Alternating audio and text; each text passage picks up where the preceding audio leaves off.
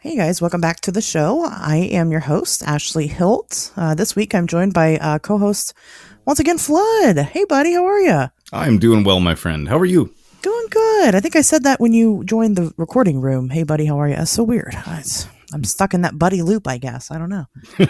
Um, So long as you don't start calling me Muffin.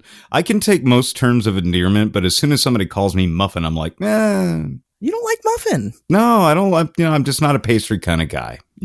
So no muffin, no donuts for sure. No donuts. No, they always sound like a good idea, but after 2 bites, nope, I'm done. That's fair enough. That's true. That's true. You sound very disposable.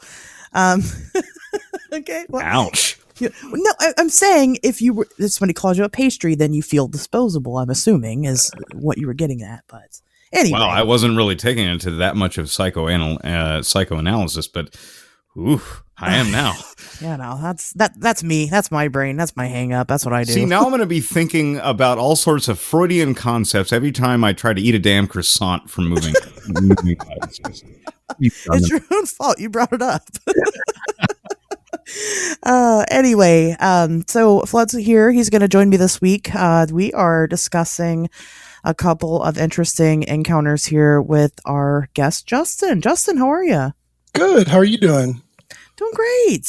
Thanks so much for coming on the show and, sparing some vulnerability for us small folk. Oh, absolutely. We love to see it here.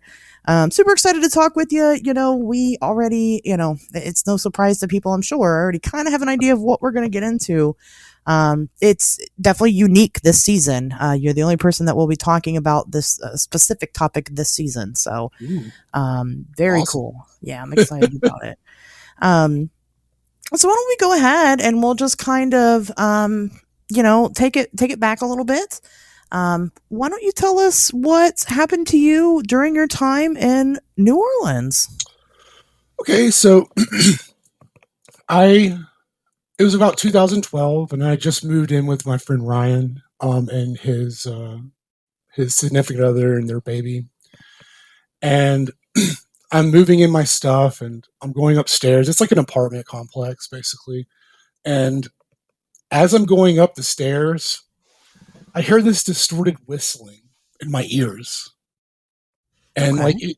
I hear it, and like I kind of dismiss it, but I'm going back and forth, and then I hear the distorted whistling again, and I was like, Ryan, are y'all whistling? Like, what's going on? He goes, oh, don't worry about that. That's just the spirit that lives here. I'm like, what? He's like, yeah. So my sister, she came here and she was basically very toxic, and I feel like she brought something in this house and then she left. So you Okay. just ignore it. Don't worry about it. It'll be fine. I'm like, okay, cool. So, a few, months go by, everything's fine. Well, we ended up going to a show and I ended up like, tripping on a little bit of LSD. So I kind of had like a wild hair up my ass, basically. And like we're back at the house and there's a landing right by the stairs. And I was just like, you know what? I'm gonna call this ghost out. And I stand on that platform and I can see kind of like the dark moving figure in front of me and I go, hey ghost, why don't you show yourself to me? And immediately when I did that, there was this specter, like this shadow with green eyes that went through me. And I was like, Green well, eyes. I'm on Okay. drugs, so like it's probably something that's drug oriented. So I'm just gonna, not worry about that. Sure. So within the next month, things got really weird. So I would go into my room, and when I would, turn the light off, I would go to bed. The first thing that really happened was my closet door opened, like, and it was completely shut. And then I could just feel this specter, this shadow, like nose to nose on me the whole time. Just yeah, just sucking all my energy and just being like, yeah, you called me out. What's up? I'm here. And I'm like, okay. I got scared. I got really scared. And I got to the point where I didn't even want to stay in that room because it it felt too real. Like it felt all too real. And I was like, and it's like once you're sober and you're, you're in your right mind and everything. It's like when things continue to happen, you're just like, okay, there's something more to this than meets the eye. So I started sleeping downstairs. And I was like watching Adult Swim one night, watching King of the Hill, and I looked in the kitchen, and there was this black specter, the shadow, like moving back and forth within the kitchen, like kind of in front of the back patio light that you could see from the outside. And then there was a bookshelf right next to the TV, and I could hear it. Like I could just hear the books being like, dragged with like fingers almost. Now, and the crazy thing is like even more so, the whistling got even more distorted. And then there was one part where I had this voice go, hey, hey, hey, hey, hey, like in between my ears. And I'm just like, okay, I don't like that. It's not so this is pretty crazy. And I was working in a bar at the time. I was bartending, and I asked my friend Jesse, I was like, so I have this problem. And I told her what happened, and she goes, yo, dude, you called a spirit out. Like, that's your problem. Like, you need to tell that spirit to leave you alone, and you need to respect it because you disrespected it, basically. And it's like, I was like, okay. So I went into my room during the daytime, mind you. And, I'm like, sit down. I'm like by myself in the room, and I sit down too, and I go, hey, let me tell you something. I respect your existence. I love your existence. I'm sorry for calling you out, but you have got to stop freaking me out. You've got to stop doing this. I did not mean to call you out. That was disrespect on my part. You can coexist with me, but please just leave me alone. And after that, I never had any other problems again. Wow. And I'll tell you, there was one interesting thing about this whole story. So I had my friend Jacob that, he's my like co-writer in the things that I do with out here in LA.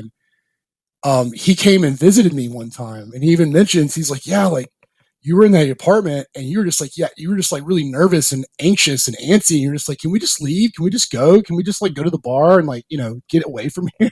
That's basically what I was saying.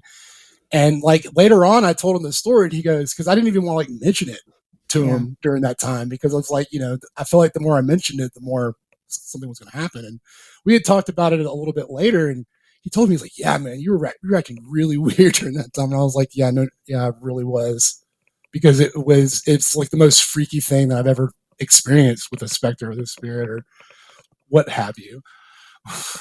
Wow. So let's go back a little bit. Did you when you did the acid the one night, I'm sorry, the LSD, call it, we'll be professional. Copy. Is that the only time that you physically saw it in like a form? There was more audio than visual. So I would hear things more so than actually see things. But Gotcha. that was really the only time that I saw it. The only other time that I thought I saw it was when I was sober, and I could see some kind of form of shadow, like within, like going back and forth. I could see something going back and forth into the kitchen and into like the dining room. Because it would like the light would go black, and then the light would come back, and then back and forth and back and forth. And I'm just like, yeah, okay, I see you. You're there. I'd take notice of your existence. Right. Interesting. And then, you kind of mentioned it's not ringing in the ears, it's whistling. I mean, just like as you would whistle, right? Like a normal whistling noise. Well, it sounded like whistling, but it sounded like it was like through a filter almost. Like where the whistling was like distorted in a way. It was the weirdest kind of whistling I've ever heard, to be honest. Can you remember the melody of what was being whistled? I don't like. It was more of like, "Hey, notice me" whistle than like, "Hey, I'm gonna play you a melody." It was just like, but it was harder. Yeah, I can't whistle either. You're good. Yeah, me neither. Okay. Like I could hear like a hum behind the whistle, and it was this. And I also got this feeling of just utter like, yeah, there's something around me. There's something trying to contact me. There's something trying to talk to me right now and get my attention. So, And what part of New Orleans was this in? this was in Metairie, which is like a sister city of Hey! New Orleans. Oh, my people, right on. No, I lived in Metairie for like 8 years. So Copy that. When did you live in Metairie? I was around 2002 to 2006, and then I came back for a couple years later after that. Copy that. Yeah, I lived there pre and post Katrina. Definitely. Yeah, I love Metairie. Old Metairie. Very neat. Well, maybe you guys knew each other. I don't know. Or you know the same people. I don't know. Maybe. Maybe it was just flood that was following you around that apartment. I mean, I am super spooky. There's always that possibility. Sometimes I can't control my astral projections, and shit gets wacky, man. I knew it. I knew it. Sorry. It's like I'm not meaning to spy on anybody or freak you out in the middle of the night. It's just, don't know my own powers. No, but because New Orleans itself, that's a very, very mystical city. It's just steeped in the paranormal and the supernatural. It's Absolutely. Boiling over with it. So I'm always curious when I hear from somebody who's had experiences in that area, like where did you experience them? Because it runs a whole gamut in the whole area. Yeah, you want cryptids, you go out to the swamps, you'll probably get some Rougarou action. Oh yeah, you hang around in the city, you might find some vampires that are not so fake, supposedly. Yeah.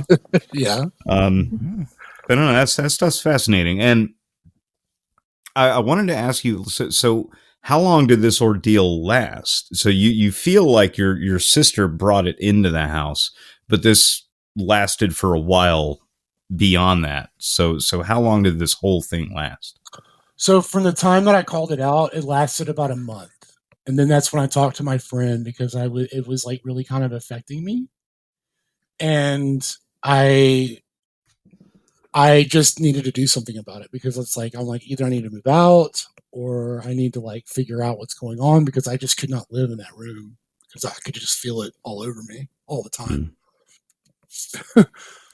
Were your roommates affected by it at that point? Because it sounds like, they were, right? They were aware of it. And then, you called this thing out. Were they still having experiences with it? No, anytime they would see or hear anything, they would ignore it. They completely ignored it. They did the right thing. They ignored it. I was the one that was like, hey, I'm going to call you out because, that's what I'm going to do. And it's like, as soon as I did that, they're like, why would you do that? Sure. No, I understand that. Like, I'm the first jackass out the front door with a camera when I hear the tornado sirens going off. So, oh heck yeah. It's near Tornado Alley, so yeah, definitely. Yeah, it's well, I don't blame you for being ballsy enough to do it. But you know what they say, fuck around and find out. Indeed. Fafo for sure. Right. you sure found out. So whenever, you kind of mentioned it was like feeding on you, it seemed like. It felt like, I'm sorry, go ahead. No, I was just wondering if I got that right, because that was the impression I kind of got when you were telling it. Well, I feel like it was trying to, not necessarily like suck my energy, but like anytime I felt something on it, I could just, my whole body was on fire in a way. My whole body was tingling. And I was just like, I don't know what it's doing. I don't know if it's just like, hey, I'm here. And hey, I'm, notice me, senpai. I'm not sure. That's such a wholesome way to put that. Notice me, senpai. Very interesting. When you, I don't know, like any of your religious background or anything, when you were like, telling it to leave, basically, did you, insert any religious aspects into that talk that you guys had? Absolutely not. It was practical. It was very just like a conversation like you were having with a person. So no power of Christ compels you? None of that? No, yeah, Okay. no, there was no power, there was no Christ, and there was no He didn't rebuke anything. He just no. I just told it to leave me alone. I respect you. Like, please, you can live with me, but just please, you got to stop doing the things you're doing because I need to get a good night's sleep. Okay. Buddy, I've been there. I feel this. I really do. Like, I guess to the point that the shock value wears off, and it's just like, yes, great, awesome. Please, can you just, just for like 4 hours, dude, just let me sleep. Right. Right. Yeah. I understand, and that is how it gets. Eventually, you're just like, again. Really. But it you know what? It's effective though. It really does work, and that's what I tell people. You don't need to hire like these investigative teams to come in and do. I mean, you can invite someone into your house if you want to, but all you gotta do is tell it to leave, and it will. Well, It will. I don't really feel like it was nefarious. I feel like it was just it wanted to be noticed, and I felt like it was screwing me in a way where it was like it never harmed me or I never felt like I was in harm. I just felt really creeped out because it's like Sure. things are happening in front of you that you can't explain, Right. So, it's just one of those things where it's like I felt like after like it got noticed and after like I respected it, it was like cool. I can move on now. I can go wherever I need to go because there was Go not fuck one with the trace. next person. Right. Yeah. I can go the next person that wants to FAFO, I'll be right on board. So like, just a spirit looking for a fight. right. Has it ever come back, or have you ever suspected that it has come back? Never. Interesting. And how long ago was this? 2012. So it's about like 11 years ago or 12 years ago now. Dang. I know, right? You didn't have to say it. I wasn't gonna make you say it, but you did. Absolutely, yeah. I started. And now that just set off a chain reaction because I started thinking about the last time that I was in New Orleans. Now I feel old. Let's just stop. Let's quit while we're ahead. Yeah. Flood, do you have any other questions about this particular incident? Yeah, actually. So, Justin, I'm gonna poke and prod a little bit more personally here, and you feel free to cut me off if you decide to. You said the relationship between you and your sister was pretty toxic, and you feel that this entity might have like piggybacked on her and then just hung around with you after she departed. Is that correct? Yes, this is actually my roommate's sister. Your roommate's sister. Okay. Sister, yes. So yes, they felt like she brought something into this house when they were living together. So it's not just you, like your roommates also felt this as well. Right. Like when I moved in, like when I told them about the distorted whistling, that's when they just, gave me the heads up, like, oh, it's just a spirit. It's fine. Like, don't just ignore it. I'm just like, right. But they seem to have the feeling that it came from this particular person as well.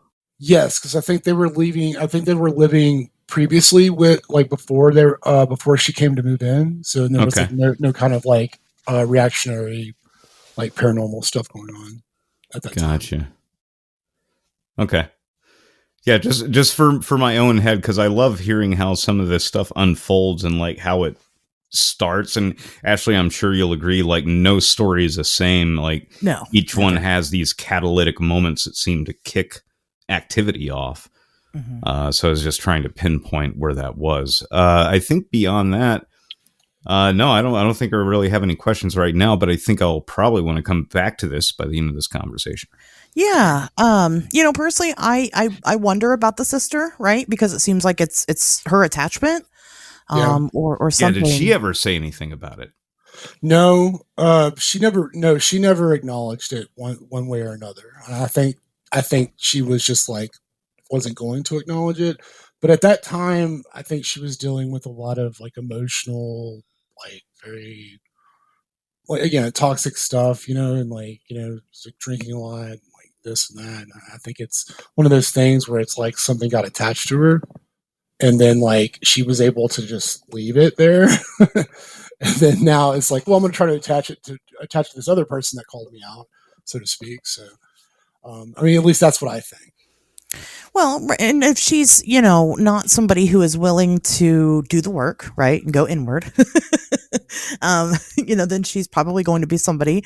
I mean, she obviously is the type of person to ignore big issues in her life. So, I mean, big issue being a spirit following you around, not surprising there. Not to make life of mental health issues or anything like that, for sure.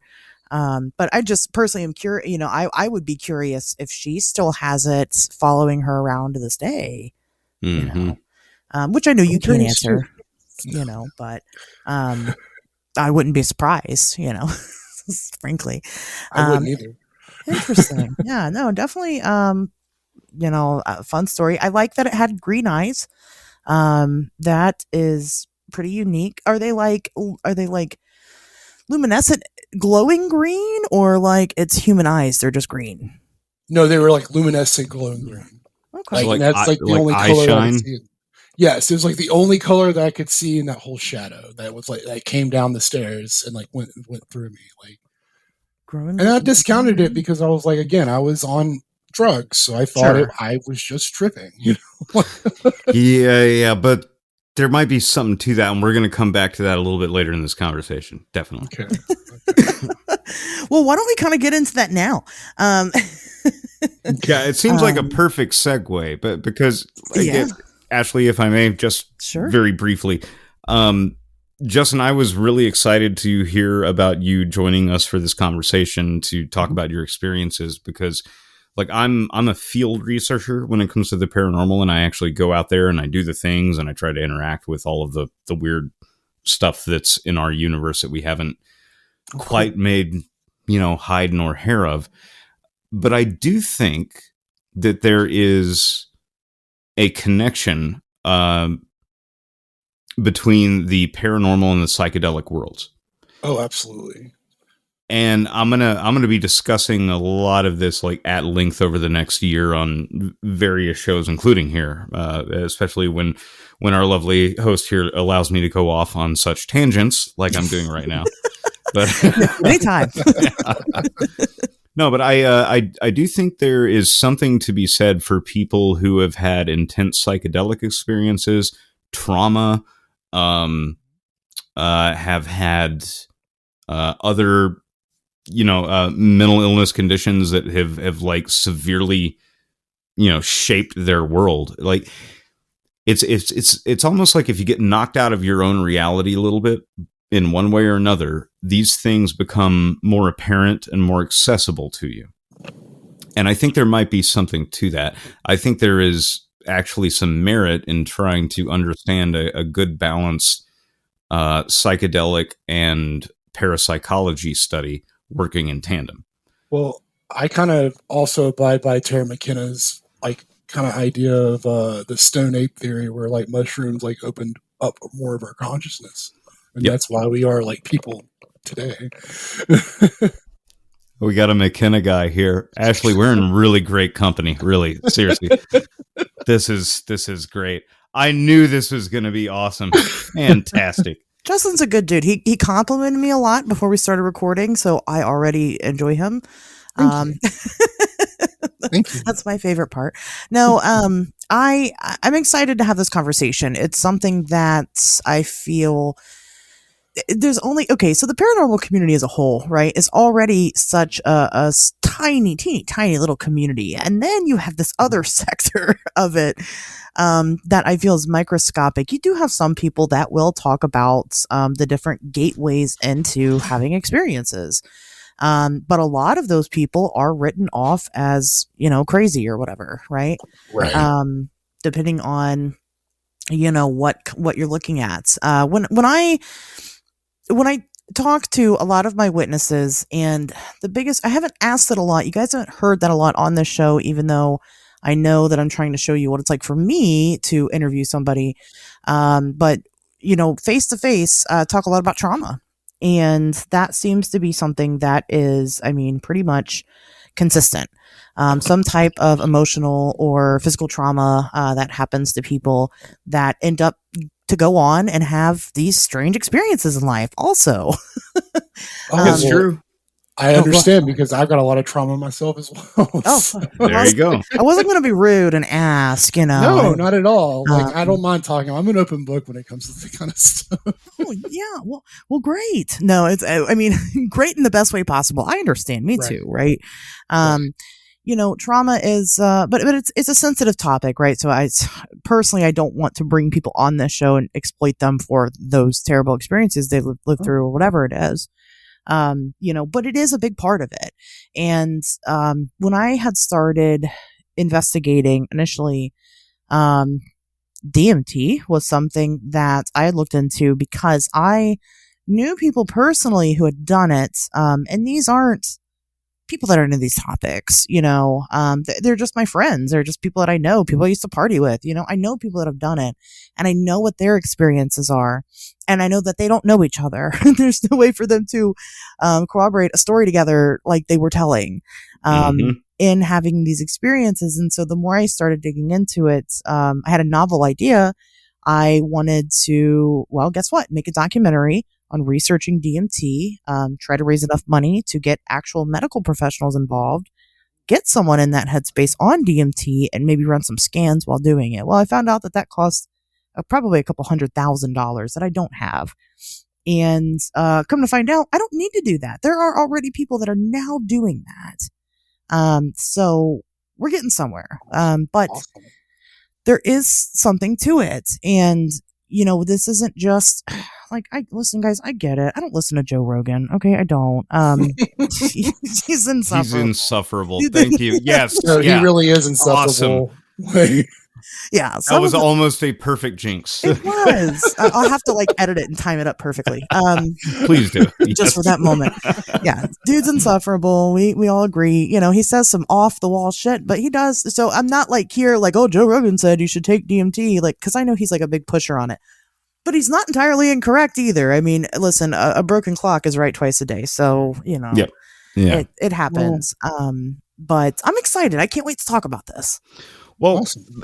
So before we go barreling into this, should we have a brief conversation about what DMT is for anybody who's listening who is not familiar with this shit? Because dimethyltryptamine. Yes, thank you. Yes, I voluntarily brought up ye old Wikipedia page just in case we want to do a crash course on this, just super quick. Nice. Yeah, take it away. Well, all right. No, by all means, Justin, please, if you want to compact it, please. Well, I've been writing a movie for a while, and I have an explanation in the movie because we use DMT as a catalyst for this whole fake cult that happens, but it ends up turning into a real thing. But I can't wait for this movie already. It's called Sheeple. But Nice. but DMT, dimethyltryptamine, it's called the spirit molecule. Whenever they say it comes from your physical third eye, which is your pineal gland, which is kind of in the center of your brain. When you dream, you secrete traces of DMT, and they are saying when you die, all of DMT flushes out of your head, and that's what your life flashed before their eyes, basically is. I feel like it's definitely our dreams are attached to DMT, and I'll tell you, you can find DMT in just about everything, on Earth, which is great. Yeah, most organics retain at least some small amount of it in its biological system, correct? Yeah, and it also too, every other psychedelic has the basic components of the spirit molecule within it. And that just is, I don't know, it seems too good to be true in a way, but it almost seems okay, I get you. Mm-hmm. Yeah. It's a very interesting product, but it is a product that we naturally make. And I think that us kind of melding our reality with some other reality, the secret to that is going to be found in DMT. Yeah. All right. So this is the stuff that keeps me up at night. Is DMT the actual lubricant that's keeping our watered down consciousness projected here, while the core of our consciousness is actually back in the dome? And Justin, I'm sure you know what I mean when I say the dome. Oh, The dome as in the head, or the dome as in like the big cavernous space that we all end up at. Yes. Yeah, I call it the spiritual intergalactic highway. Are you talking about the firmament? I'm just kidding. That's flat Earth. We don't do that here. Fuck those people too. They can join Joe Rogan. Right. I don't know. Just like if you've ever heard Bill Hicks describe mushrooms and just the way he describes mushrooms, it's like it makes me think that DMT is definitely bridges some kind of interdimensional game of telephone. Right. Right. And before we veer off into your personal experiences with that, I want to briefly talk about why this is being spoken about so much. Now, the reason DMT is really kind of like really making waves in the psychedelic and psychology circles right now is the shared hallucinatory experiences between users in lab settings, no less. And none of these people have ever met. They have never talked about their experiences. They have never talked about what they've seen, felt, or smelled on DMT. But you start to see this web form of correlations of experiences. People describing the same landscape, describing the same types of beings. There might be some variations on it, like people remember colors differently, very much like in a dream state. So that's, definitely leans into what you were talking about, Justin. But there's something deeper going on there.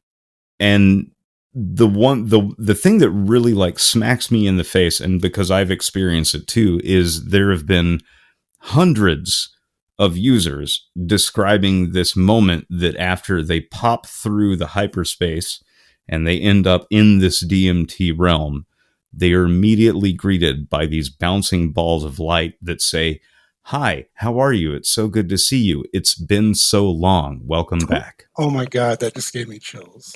Okay. Yeah. Welcome back.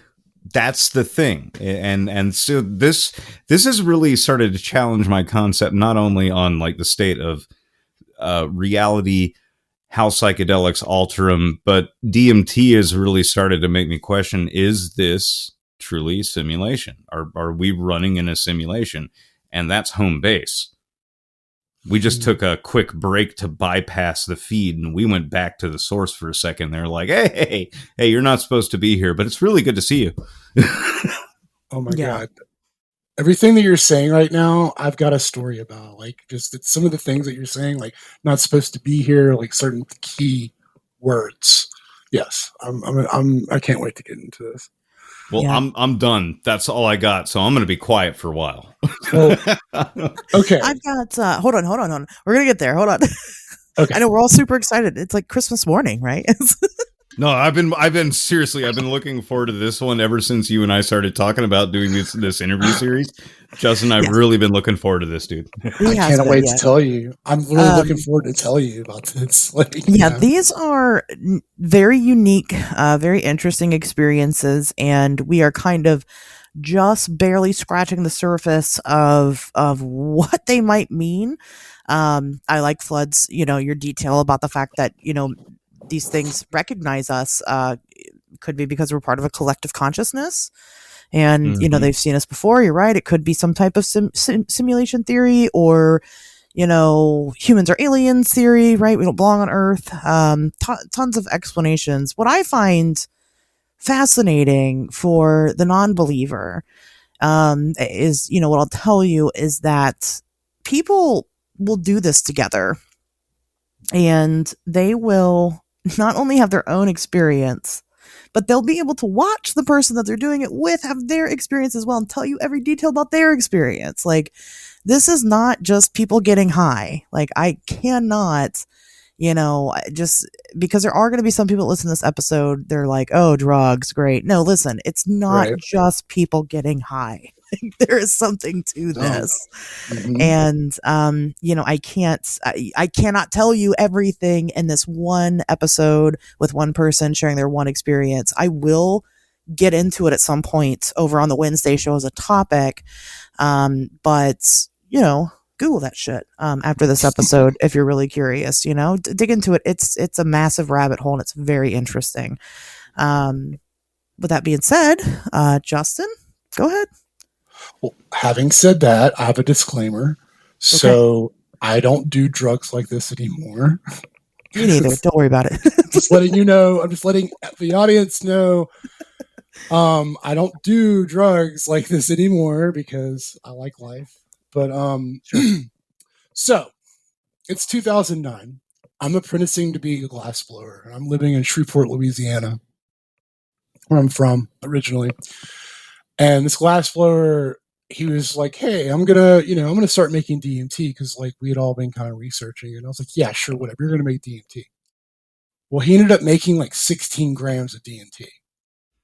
Is that a lot? I don't know. Yeah. I've done a lot of drugs, but I've never done DMT, so I'm not familiar. I mean, all right, give you a crash course about DMT. Like when you smoke DMT, because in most of the time you could do it, like a lot of people top it on a bowl of weed. Right.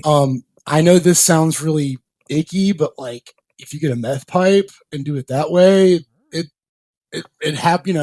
works. But and that's honestly the best, cleanest way to do it.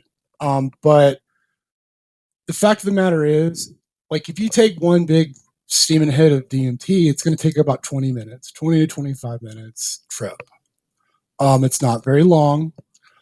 You can, if you ingest it with MAOIs, I've heard that it lasts longer. I've never done it, but not longer. It's more intense. More intense. Okay.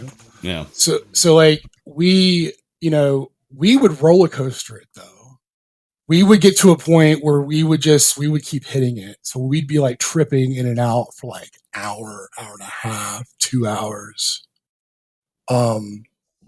Yeah, it got to a point where like my friend would hand me a pipe and I would smell it and I'm like, oh, it smells like mothballs. No, I'm not smoking any more of this. Like, no, I'm not doing it. Like, I gotta so you stop. just need one hit of it in order to have the effects of it.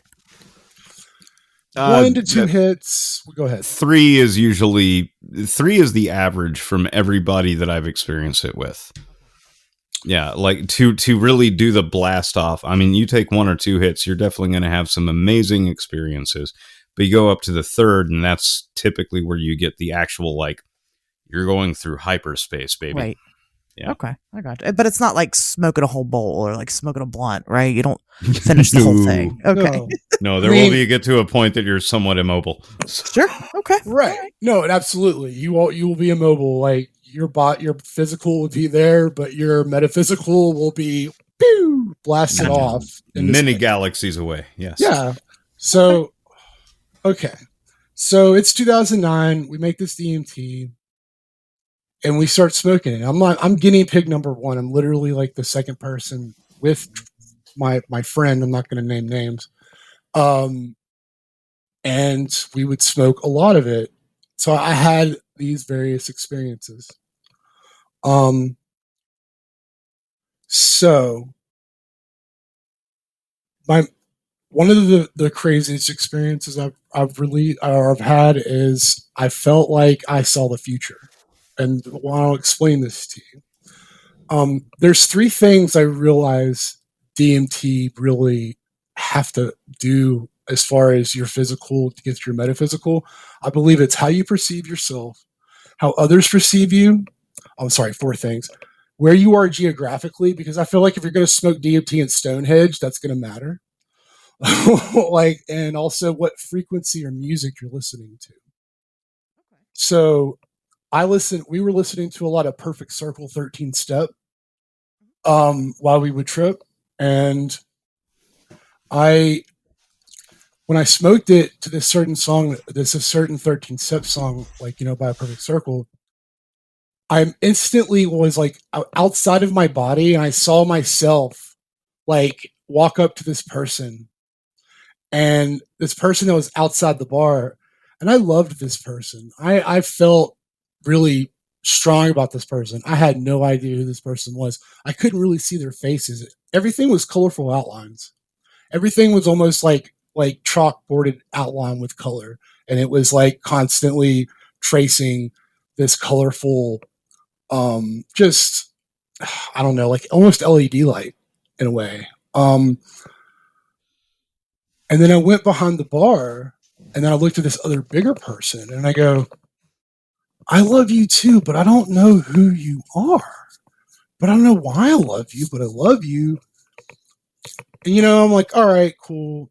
So 9 months later, I moved back from Shreveport to New Orleans. I was working in a bar in Metairie called Uncle Larry's, and and I ended up playing this song, and I think it was the same song as when I was tripping. And when I turned around, I walked up to my friend Naomi, and I go, "That's Naomi. She loves me, and she helped me get through some really depressing times." And I walked around the bar and I go, "And that's Crash. Man, I love him too. He gave me a job as a bartender, and he showed me more confidence in my life." And I was like, holy shit, my whole body was on fire. And I was like, wait, is this that moment? Because it sure as fuck feels like it. It really did. It was one of the craziest experiences of my life. Because I felt so, just like I said, my body was on fire. When I say on fire, it's just very tingly and just almost warm. And I just had this warm feeling of existential love. It's hard to describe. That's awesome, though. Yeah. So let's see.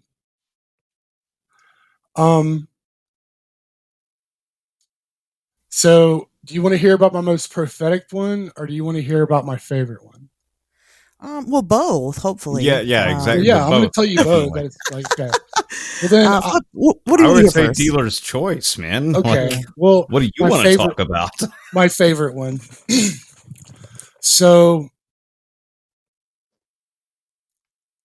I ended up tripping to the. Do y'all know who J.J. Cale is? I don't. So J.J. Cale wrote all of Eric Clapton's hits, Layla, Oh, okay. Cocaine, but he didn't want any of the notoriety. Okay. And he has this song called Cherry. And what you were describing earlier, where you said they were these beings of light, and I think what Terrence McKenna calls the machine angels. Machine elves. Machine elves, yeah.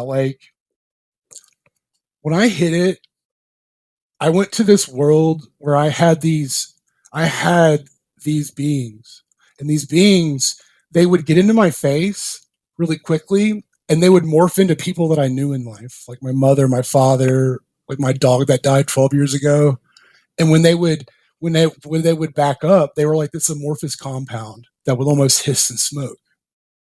And what they did is they go, "Dance, Justin, just dance with us, dance." And holy crap, yes. Oh my god, yeah. And but it wasn't quite like that. I'm sorry. No, please go ahead. You finish, please. It's okay. I felt so much love from these beings. I felt so just almost titillated. I can't even describe it. Because they would morph into people that I loved in my life that were close to me, that no one else knew, no one else could knew about it. And the reason why this one's my favorite is, okay, so that I tripped then. 2 years later, my friends that were making it, they had this white crystal, and it was just pure DMT. And they're like, we're gonna blast off tonight. Do you want to do it? And I was like, yeah, but I want to do it at JJ Cale's Cherry because that experience was awesome. So I do it, and I immediately, the same beings come into me, and they look at me, they're like, eh! And they look at me, and I'm like, they just morph into every person I've ever met in my life. And they're like, where have you been, Justin? Why have you been dancing with us? And they backed up, and they were that amorphous hissing compound again. And I go, well, but, I've been dancing on my own home planet. And honestly, you kind of put some dance out of me to show that I need to dance, and thank you. And they're like, how long has it been for you? And I'm like, it's been 2 years. They're like, how long for you? They're like, it's been 2 weeks in how you perceive time. And I was like, oh, that's awesome. They're like, well, we're here again together. Let's dance again. And we did. And I got that same existential, just metaphysical shot of love and compassion, and just ultimately like, oh, I can't even describe it. I can't even I'm a wordsmith and I can't even do it because it wouldn't culminate to what it was. I think you hit the nail on the head as much as anybody could without like a Shakespearean level of prose. Like it's a deep cleansing feeling. It really is.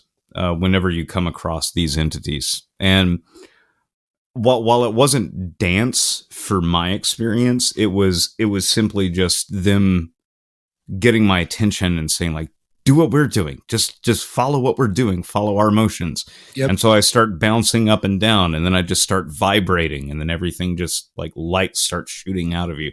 It is wild. Yeah. And see, this is what I'm talking about. This is a universal experience. Like you and I are talking about this. We've never even met. Oh. But I guarantee you, as soon as we throw this episode out into the ether, we'll probably have dozens of other people write in and be like, holy crap, yeah, I've met those same people. What's going to get really crazy is when you start hearing about, oh, wow, I met you there, didn't I? Right. Which, Ashley, that's something you were hinting to Earlier? just a little bit earlier. Yeah. And When you that's guys met something in I New want Orleans, to tap yeah, into. Yeah. Well, no. Oh, no. Not even that. I'm talking about meeting in the DMT realm. Right. Mm-hmm. And this is something that we've started to see very recently, like in the last 3 years of like major studies that are happening between, I know Stanford's doing one, and another prominent school. I'm not gonna bullshit a name and get it wrong, but there is another one going on. Yeah, they're doing them. I can't wait to get the results. I want to be a test subject. Well, you gotta go there. No, it too is cold. It is exciting. One thing to note is that just because you do DMT doesn't mean that you'll end up there. So yes. not everybody has that experience. So the experiences that you have in tandem with other individuals that happen to be there, they're rare because of that. Yeah. So, I believe it's 20% at maximum of people who have the blast off into the realm experience. 20% of users. I want to actually say a caveat to this, because I've got another story where I don't feel like if you are not ready to do this, then you shouldn't. Yeah, if you need to do it on a sober head, it's not something. If you've been drinking, like, yeah, I'm going to try this. No, this is not a party drug. It's much more spiritual than that. Yeah, this is more along the lines of like Native American Vision Quest. This is a deep and spiritual pursuit. And so I've got a crazy story I want to tell y'all before I go into my most prophetic DMT trip, if you don't mind. You have a crazy story on here? I don't know. We don't do that here. No, of course not. Never. Yeah, right. No, by all means, yeah. I'm with the guy that was, had been making this, and we're at a bar, local, country bar called Break and Run, and we're playing pool and drinking and what have you. And he brings this other dude over. And it's like this country dude, and he's like, yeah, I've like tripped once, blah, blah, blah. And I was like, Chris, hey, like, do not do this. Like, this is the bad idea. But he was, too drunk, and he was like, no, it's fine, blah, blah, blah. So we ended up going back, to the shop, and he ends up hitting it a few times, this dude. And he's like screaming. He was just like, like screaming like that, because I don't think he understood what was going on.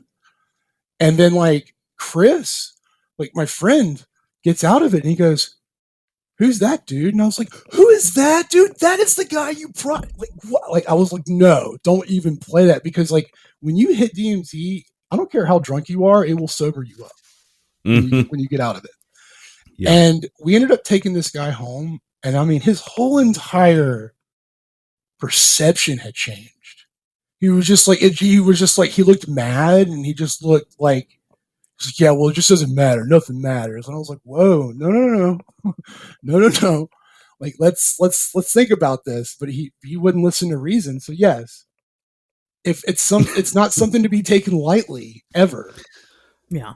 So he had what psychonauts would refer to as an ego death. You have that moment where you realize that how tissue paper thin everything is, which brings to mind one of my favorite memes of all time, which is the bus, and you have two kids sitting on opposite side. One's looking out the window all sad going, nothing matters, and the other one looking out the other side at the sunny hillside going, nothing matters.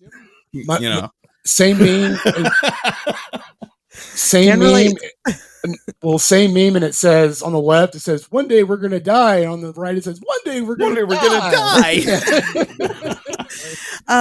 Flood, I love it. You said something. I want to pause you for a second. I want you to elaborate. Tell the listeners, what's a psychonaut?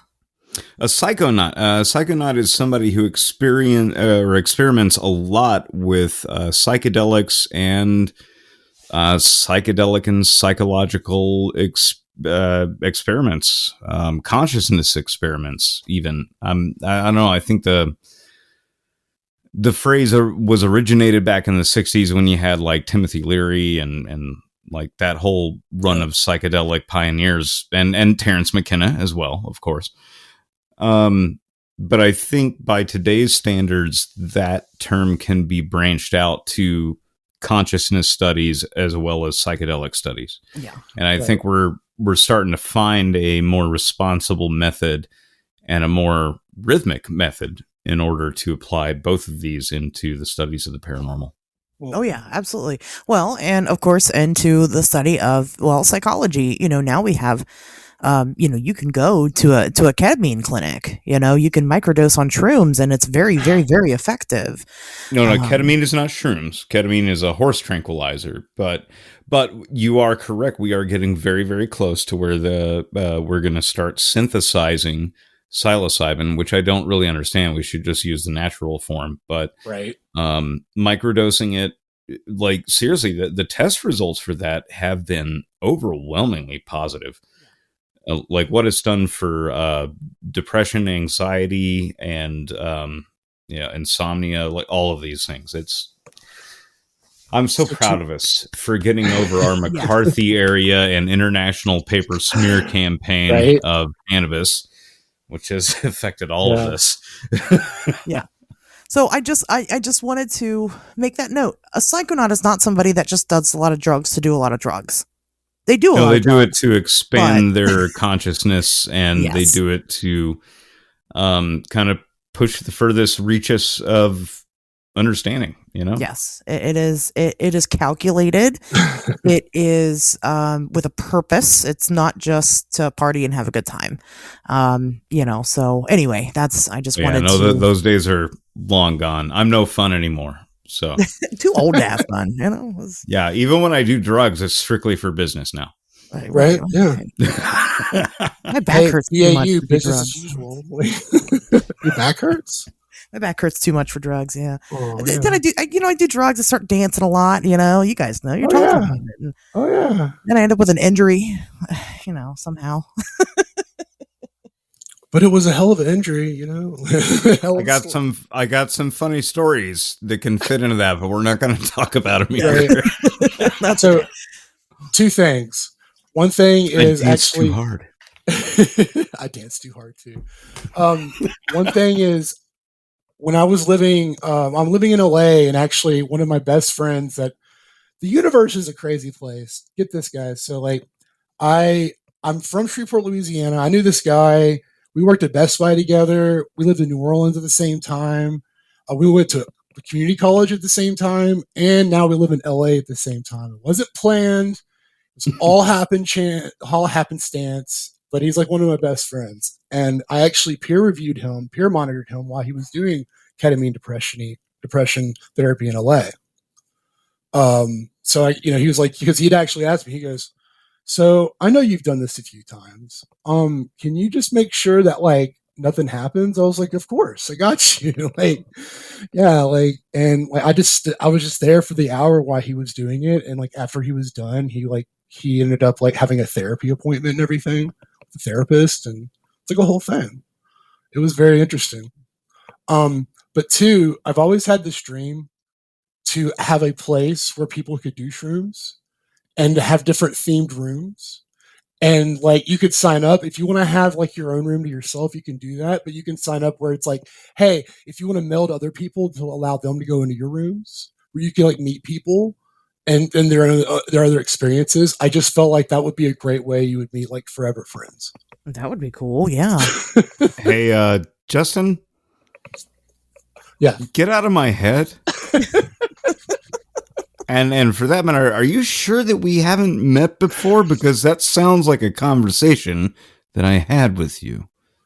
Possibly. You know what? I can neither confirm nor deny some of the things I did in New Orleans, because I'll tell you that place almost killed me. You know, Same.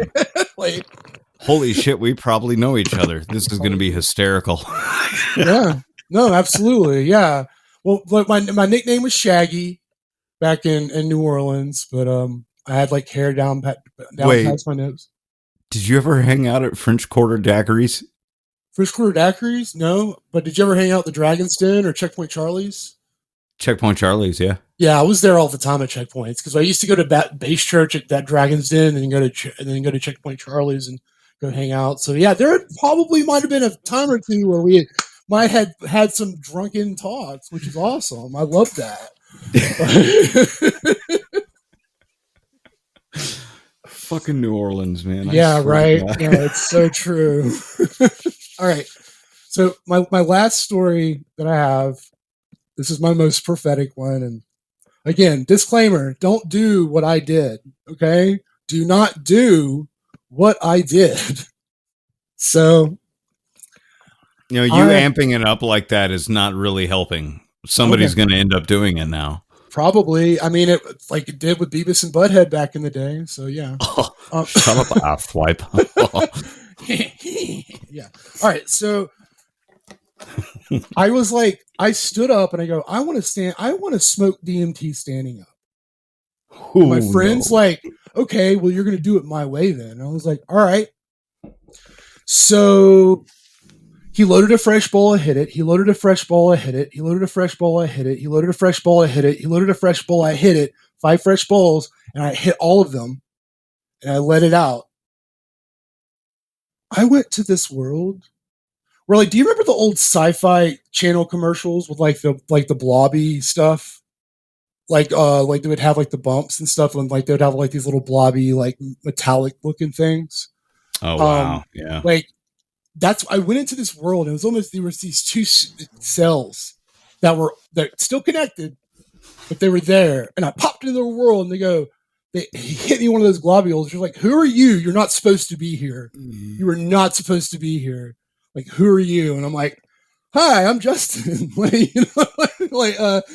And they started going so fast with the globules to the point where I was almost like feeling I was going insane, because you think if every time they were hitting me with something, another thought would go into my head. So it got to the point where like, I'm just like, yo. And then they dropped everything down, and there was like one little globule right there, and I hit it. And they were like, how are you enjoying your DMT trip, Justin? And I go, this is pretty cool. I'm enjoying it. They're like, do you know how insignificant your planet is to us? Do you know how insignificant your race is to us? Do you know how insignificant you are to us?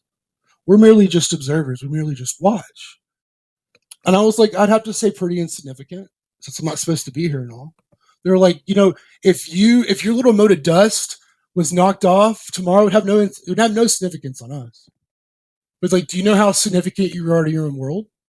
And I was like, well, I hope pretty significant. They're like, Justin, you and people like you are the reason why your little mote of dust still spins. They're like, you need to stop worrying about transcending. You need to stop smoking DMT. Stop smoking DMT. You're going to transcend. It's going to happen.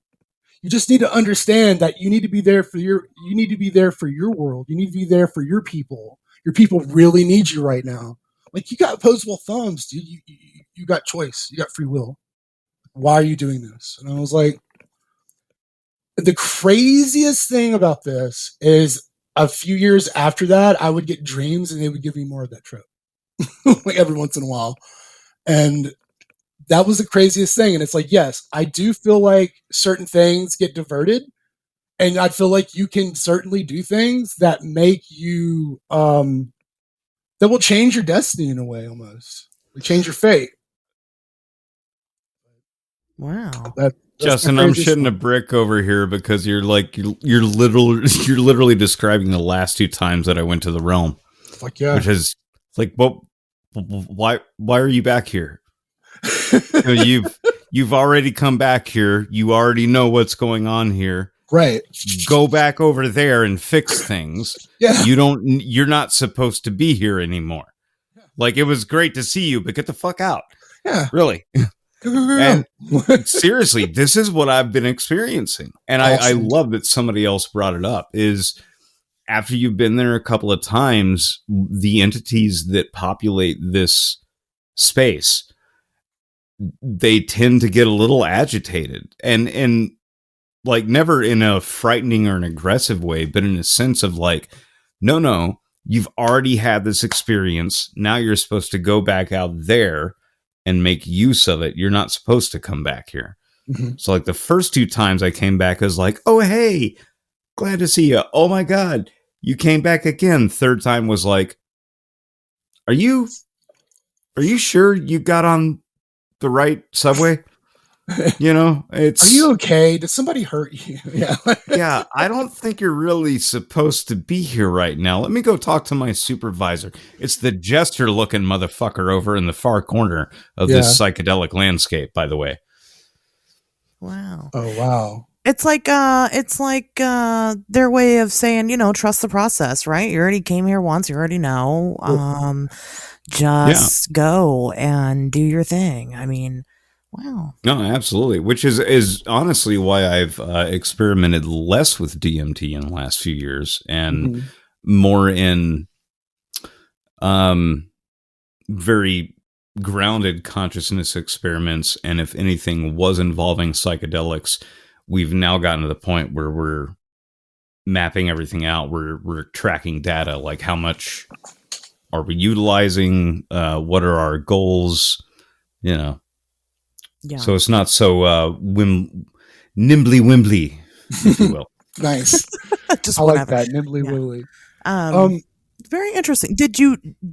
Was that the last time you ever did it, Justin? Was during that? I mean, it sounds like probably. You know. No, actually, the 2 years later that I ended up doing it, I hadn't done it in a long time, but the 2 years later, like I had that prophetic kind of trip in the same area in 2009. And then like when I told you about the 2 years later, when I did the JJ Hell Sherry, I ended up doing it, but I ended up having a good experience because I felt like if you do it in a way where it's like, you know, like, hey, I'm going to do it all the time. No, if you do it every once in a while, like every few years, I feel like it's like, okay, like it's cool. Like, you know, but it's like after that, just, you know, enjoy the 3D world, enjoy this physical consciousness, because it's like we need more people to enjoy this physical consciousness because we really need help from these people, you know, we need help from our type of folks, you know, and that's why I am trying to, like, you know, take some of those lessons that I've learned and kind of just project it out to everyone else, you know. Yeah, you seem like a very emotionally mature individual. Thank you. Outside of this conversation, you know, I've seen you say stuff to me. I don't want to give away your identity, but you know, and the things that you say are very much self-aware, and you know, that's not a trait that you find in a lot of people, and I do think that it is incredibly rare and it's very needed, you know, in today's society, and probably in society 100 years ago or 1,000 years ago, right? It's the new cool. Well, there is one more thing I want to tell you, and actually a good story to kind of link on that. So, I feel like if you're a lamp, DMT plugs you in, but you have to turn yourself on. DMT is like, hey, I'm going to give you the tools to like look within yourself, but you have to go forward and be about it. And honestly, I'd say that is a very good description of the experience, because as we discussed earlier, not everybody has the experience of the blast off or going through hyperspace into the DMT realm. Not everybody has that experience. Everybody has very, very intense euphoric experiences, sure. Mhm. Yeah. But having that experience of literally being transported to another world, yeah, we're running on 20% right there. So Right. Well, so there was a time when in 2009 I was actually homeless, and like the first day I was homeless, I like had like a few dollars left in my pocket, and I was like, I'm gonna go to the bar because I was like in my mid-20s, as they do. And I'm driving on the interstate. It's like a late October night. It's very foggy. There's not a lot of traffic outside. And I'm on the interstate, and just to myself, I'm just like, I don't know if I'm living or dying. I really think I'm dead. I'm just dead. I'm just dead. And I'm like looking kind of down. I look at the road again, and as soon as I look up in the road, there's this cop car that's like that's like perpendicular to me on the interstate. And I'm just like, okay. There's a cop car and another cop car. In between that cop car is this caddy where someone had got into a wreck, and I slowed down and put down my window, and there were 3 dead people in that car. Oh, wow. Just dead. Like they had just gotten into a wreck and they were dead. There was such silence because if anybody was alive, they would have been screaming. And I really feel like something within me was just like, no, you're not dead. That's death. You're living, so go live it. So go do you. Like, And I just felt like it was the universe just being like, hey, shoulder tap time. Yeah. In the weirdest way. So Yeah, I've experienced things similar to that, in my own life repeatedly. And a friend of mine, once said very simply, if you're not dead, you're living. He said exactly that. And, they're right. And, that's what I tell people. Dead's dead, right? That's it. You're dead. That's over. So you might as well make the best of whatever situation you got going on. Absolutely. Better than that.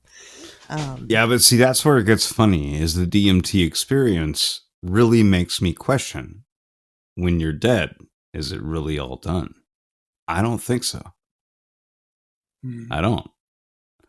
I think that's what this is. Like, this is huge spoiler territory for me because it's something I was waiting for a while to get into. But I am of a mind at this point that whatever that realm that the DMT experience brings so many of us to, and what we experience on a group level, and yet again, let me reiterate, like groups of people who have never met each other are all experiencing this.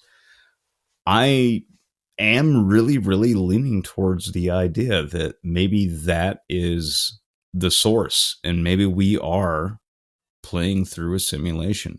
Like maybe we got plugged into this. Yeah. Maybe we volunteered it. Like we like, hey, I want to play this game, and that's what we're doing right now. But going back to that dome, to that realm, and having the interactions with the entities that I've seen, that I have personally like had conversations with, yeah, I'm really leaning more and more towards the idea of simulation theory. It's wild. Sure. But it's also not like simulation theory. Like immediately everyone's going to think Matrix. Right. Let me promise you it's way weirder than that. I hope it is. Oh, yeah. I kind of believe in that too. But, go ahead. No, please. I kind of believe in that too, like about the simulation. I even have a shirt that says, "Get me out of this simulation." It's like one of my favorite shirts. But no, like I feel like some kind of spirits and specters sometimes are like interdimensional stuff that's going in and out. Because when I was doing DMT, there was one time. Have you ever seen A Scanner Darkly? Oh yeah. So like there was one time when I felt like when I hit it, I was looking over to my friend and he was in a scramble suit. Like, but it was like a scramble suit and like in IRL, opposed to like but like painted, and it looked just like that. But there's one time where I felt like I was like between dimensions, I'm like losing my shit. I'm like, oh God, blah, blah, blah. And like my friend slaps me in the face, like, get a hold of yourself. And immediately I get smacked out of it. So it's like, I really feel like there's some interdimensional stuff at work where like your physical and your metaphysical are kind of like, has this like within this tether. And it's like your metaphysical is like pulling you and your physical's pulling you. And you're just like, yo, you gotta chill.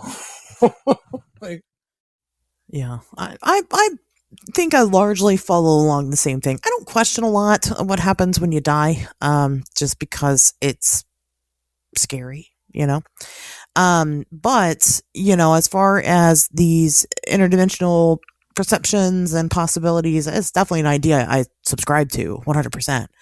And I agree. Controversially, I don't believe ghosts are dead people. I think they're something else. I just think that it's something else. Oh, you and I have talked about this. Yep. I really agree with you on this. And, and you know what, Justin?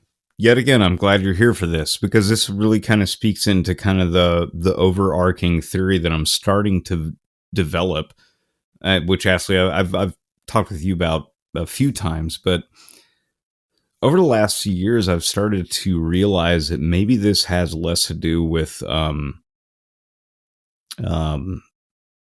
increase in paranormal phenomena, and maybe it has a little bit more to do with the increase of human consciousness.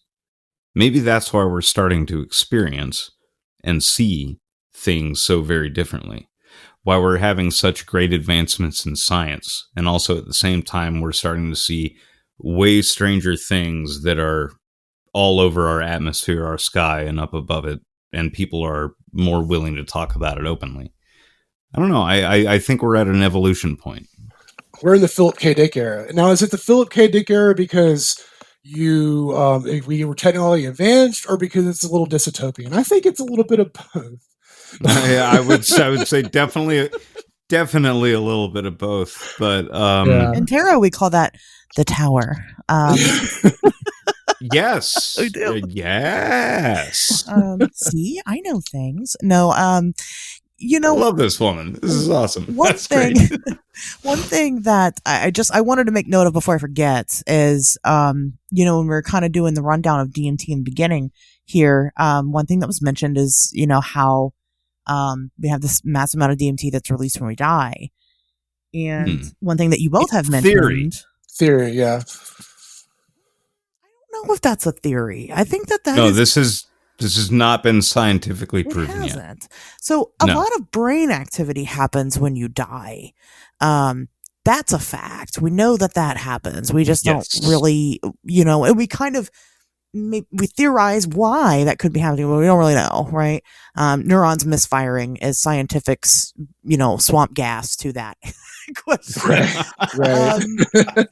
But it does happen. Swamp gas me, I'm out. Right. I'm good. We're good.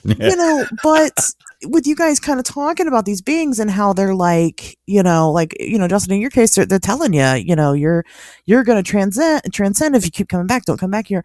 Is that what's happening then when you die? Potentially.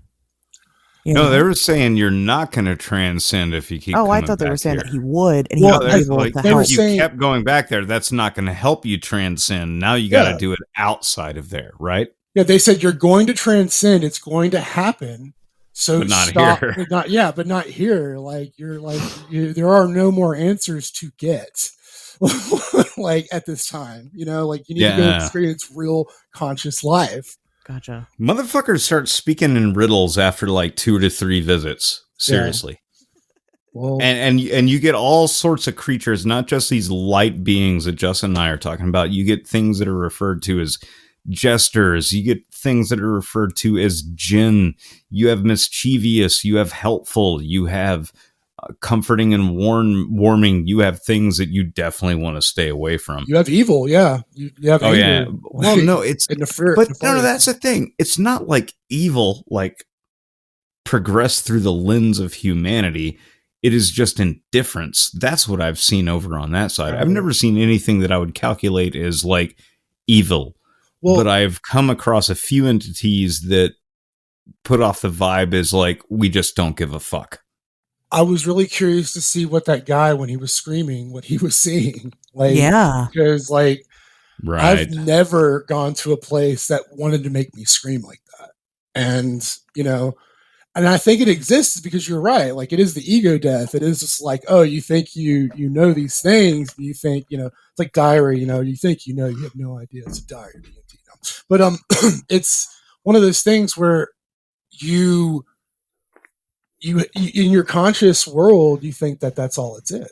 So, you're like, yeah, I can do this. And then you get shown, no. Like, this is not something to be screwed with lightly. You know what? That's one of the things that really interests me about this pursuit and how all of this crosses over for me personally, Justin, is that I think it took an extreme ego death type of experience for me to have the rest of my antennae open for all of the other weird shit that's going on around me. So it wasn't until I had that ego death experience that now, like, the world seems electric, and I have a lot of weird, strange experiences now. Interesting. Ain't it grand? It's beautiful. I am I don't going know through about that. through my notes right now, trying to make sure I'm covering everything. Oh, well, I'm not sure what experience you're talking about. It sounds like you got some other things happening over there. We're gonna have Flood on his own episode because he does have some experiences. We have similar experiences, actually. So I'm excited to hear about it. Awesome. it'll be really fun to talk about.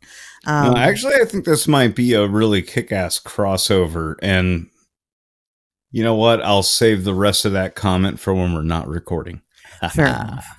Is it sexy? I'm just kidding. Of course it could probably be fucking sexy. I mean, if I'm involved, if you're involved, yeah, we're probably going to make it sexy. And high strangeness? Absolutely. High sexness? Yeah. Making it awkward on purpose. That's my brand of humor, man. It's right. It can't get weird. It's already weird, right? Right. You want to make it worse. Yeah, we're gonna get weird. I love coming and hanging out with you. Like, I don't have to be so fucking stuffy like I am on my own show. Everybody says that about this show. I'm starting to question my show. Please don't. It is. Oh God, it's a safe space, and I love it. Good. It's amazing. Absolutely. Good. It's been great. Justin, do you have any other experiences with this that you want to share? Any more insights into these beings? What do they want people to know? I think one of the things that they want people to know is they want to be able to live their life more about humanity than the material, more than just about the paper thin problems that we have, because there's such a vast universe out there, and we are just a crumb in it. And we need to understand that, like, is it really that serious? Probably not. Are you going to care about that in 5 minutes? Probably not. So, like, you should just, let it go. Like, I think because I was very much a different person before I did DMT. Like, it definitely opened my eyes, I guess, going woke, as the kids say, or whatever, but it really gave me a whole different perspective. And it's like any kind of God or any kind of deity, it's like I felt like I've met some form of it, and I'm not sure what that is. And I don't know if that's my own perception, projecting back on myself, or if that's just the actual truth. And it's like, but it gives you that level of mystique where you're just like, you see more synchronicities in the conscious world, and it kind of gets you going. It's like, I want to help out the homeless. I want to help out the people that I can help out. I want to be there for the people because they really need me right now. And that's the truth. Because I didn't understand that in 2009. I did not get that. But in 2024, I'm just like, whew, totally understand it now.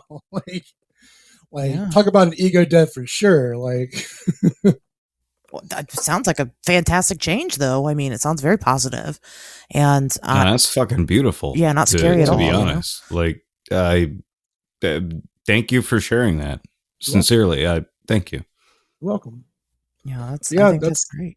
That's all I have. Those are my stories. I've been wanting to tell them on some capacity, so I'm really happy that y'all gave me this platform to do it. So it's been of course. Hopefully, if you have anything else weird happen, you'll come back. Oh yeah, absolutely. I'm sure people would love to hear about them, especially given your experiences to date. Obviously they're all very. What I like about what you've shared with us is just how very personal they are, and these experiences are, they're extremely personal. And so, of course, always grateful for anybody that's willing to, be vulnerable here on the show in front of billions of people, of course, listen to the show. So, which I must deeply applaud each and every one of our guests so far. Yeah. Actually, like seriously, like they've put a lot of their souls forward, and I just want to say, we appreciate you all very much. Yeah, that's so generous. Justin, do you have anything that you would like to promote? Anything you think people should be paying attention to? Anything like that? I want to plug my friend's podcast, K Jacob. He does what's called IPA sessions. It's for independent artists. He interviews all different types of independent artists, whether in the film industry or they do fabrication or they just do any kind of artistry independently. And he, and he kind of gives them a platform to promote their stuff too, as well. So, IPA sessions on a podcast for independent artists. Perfect. And we love that here. So definitely go support that. Flood, where can people find you at? Well, you can look me up at xvplanis.com. That's exvplanis.com. That'll take you to all the main links to all the things that we do over at xvplanis. Justin, I would hope that you would be able to send over an email with all the links to anything that you want to talk about. Definitely get you on there. And I definitely want to talk to you about New Orleans culture and any other weird shit that you experienced down there. Okay. Because good God, that town is weird. I worked on Bourbon Street for a while. I've got some stories. I'm sorry. I'm really sorry. Well, that's where party animals go to die. So, Oh yeah. Okay. We definitely got to talk. But no, I think that's it. Ashley, thank you again so much for letting me come and co-host and hang out with you. Justin, holy crap, man. First of many conversations, I hope. Yeah. Oh, me too. Yeah, definitely. It's been such a pleasure with both of y'all. And it's been such a pleasure. Thank you. Awesome. All right, guys. Well, with that, we'll definitely see you back here on the next episode.